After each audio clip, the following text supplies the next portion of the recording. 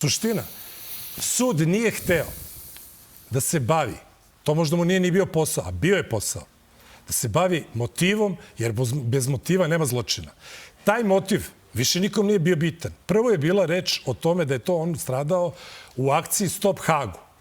Kasnije smo shvatili i videli da niko od te jedinice u taj Hag nije isporučen, da Hag nije interesovalo ih je, ali nijedna optužnica nije podignuta. Dakle, to je otpalo u vodu, više se niko na to nije pozvao.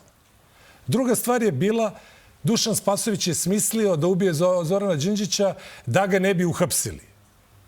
Mislim, kakve smo mi stvari, ali smo zaboravili da pričamo o tome šta je Zoran Đinđić bio, da se on bavio politikom, da je on pokušao neku reformu ovog društva, da je on doveo prvi zakon o zabrani šverca cigareta i zatvorio kanale u kojima se švercovalo ne cigarete, nego narkotici, oružje, sve ono od čega je država tokom ratova 90-ih živela.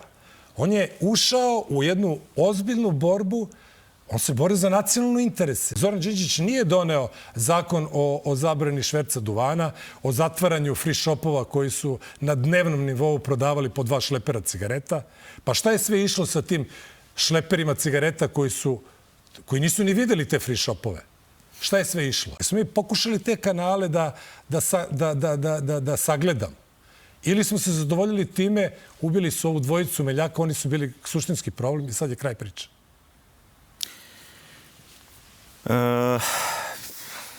Jugo, došli smo sad do ove teme koja je u suštini takva da ne želim da se vrtimo u krug.